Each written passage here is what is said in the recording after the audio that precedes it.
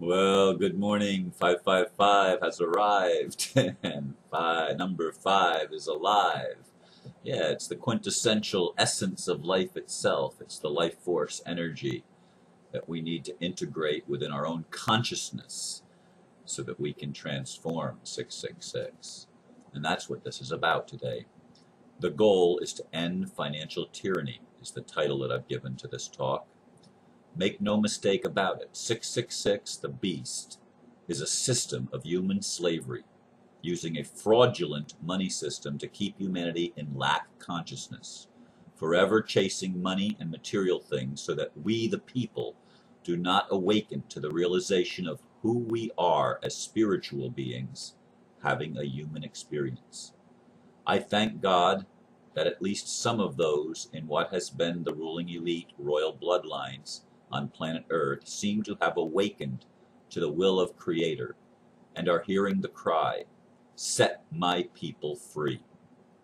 In this video, I want to talk about financial tyranny, what it is and how it has enslaved us. If we are to attain freedom, we must know where we are and how we have become entrapped and enslaved. The ambassador of the dragon family, who has been having conversations with me for a couple of months now, a little more than that maybe, has made it clear that the red dragon family in China, the ruling council of elders, if you will, has heard the cry of the people that we want to be free, that we want to become unenslaved and unencumbered with the tentacles that reach into our everyday lives from this bestial system of the matrix that has enslaved us. They are waging war, as it were.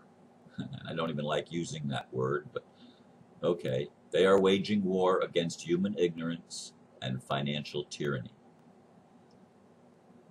Human ignorance may be a little bit harder to define, except just simply not being aware of who you are, where you are, and how you got there, and what you need to do to get out. If you don't know those things, you're in ignorance. We've all been there. But financial tyranny has been the means of keeping us in that bondage of ignorance, in that bondage of slavery to what we don't know, including who we are.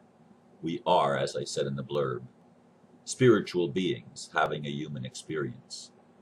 We entered this world from another world, a world that is not material, a world that is not as dense as the world that we live in. And we've been entrapped in this world that we entered as humans having an experience of humanity, of lack, of separation consciousness. We've entered this world and we've been kept there by a monetary system that convinces us that we don't have wealth, that wealth is something we have to chase after. In other words, it's looking outside of ourselves for the answer, when in fact the true answer is, when we know who we are the value. Well, of course, we've been the value all along. We are endowed by our Creator with certain unalienable rights, that among these are life, liberty, and the pursuit of happiness, from the Declaration of Independence, 1776, probably penned by Thomas Jefferson. That is reality. That is bedrock truth.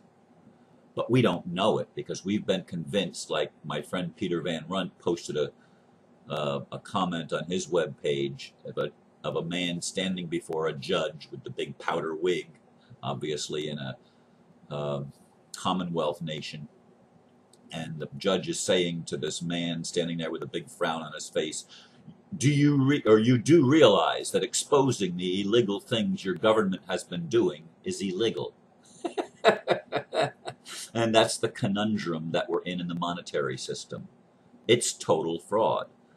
I have a friend who was with me in the workshop, and she's like a court reporter type thing, and she's doing a whole bunch of minutes on foreclosure things, and I made the statement, all foreclosures are illegal. And someone else in the room piped in, what do you mean they're illegal, Ron? If I don't pay my mortgage on my house, they're going to come and take my house. Well, it was a workshop, and so we didn't pursue that. But the thought is, we are poor. We don't have money. Banks have money. And we've got to go to these banks, and we've got to get money from the banks, because that's the only way we can buy the things we need, like our house, like our education and student loans, like our automobile and car loans, and personal loans for any number of trinkets that we think are important to us. And some things are important to us. We do need shelter. We do need the ability to move around from place to place. We do need to educate ourselves. We do need certain things to make our lives easier and better and more sustainable. We do need things. I'm not saying we don't need things, but the focus has been that we are lack, that we don't have, that somebody else has, and we've got to get it from them. But if you ever stopped to understand how money and how the monetary system works, you would be flabbergasted. Most people would be absolutely dumbfounded to realize that when you go to the bank requesting a loan, the money doesn't exist. They don't have the money. Why? Because you are the value. Your creativity, your effort, that is what gives value to what is going on. You are pledging yourself to work and to pay back the loan. But the loan is money that is yours already, but you don't know it's yours. You don't know it's your value, but the bank does. The bank is committing fraud because they're not telling you that when you sign those papers, when you put your signature on that, you have just created a negotiable instrument. What is a negotiable instrument? In simple terms, a negotiable instrument is money. So what is money? Are they the little pieces of paper with pictures of queens or presidents or famous people on them? Rulers? Is this money? Well, in the United States, if you look at a Federal Reserve note, it says it's a debt instrument. It's not money. Money is the piece of paper that you sign, the negotiable instrument that has value because you have pledged your creativity, your productivity to back that. You have said, I'm going to work for something that's important to me. And the bank, because they don't want to tell you that you already have the value, that you already have money in your own trust account, and they are the trustees, and as long as you are ignorant and you don't know you have it, they can loan you your own money to buy the things that you should have provided for free just because you're a human being. But the whole system is inside out and backwards, and the governments have gone along with this banking system, this scheme, this Ponzi scheme, this human harvesting system to harvest your energy, your creativity, your productivity for their benefit and your detriment. And that's called slavery. That's called slavery. That is the financial tyranny that exists in the world, and it will continue to exist as long as people are ignorant about how the system really works. That's what the ambassador and the dragon family is trying to get humanity to see and to awaken to. Why have they chosen me as their mouthpiece? Because I see these things, and I've been trying to tell people these things, often to blank stares, and often to arguments, and often to people saying, but that can't be. I didn't have any money when I went to the bank, and they actually gave me the money to buy my house. Well, if we all awakened, the game is over. If we all realized that the game is to give us back our own money and make us think that it wasn't ours to begin with, well, then the system of slavery, the matrix, continues. Day in, day out, week in, week out, month in, month out, year after year, decade after decade, century after century, millennia after millennia, till we wake up. And we say, wait a minute, I am the value.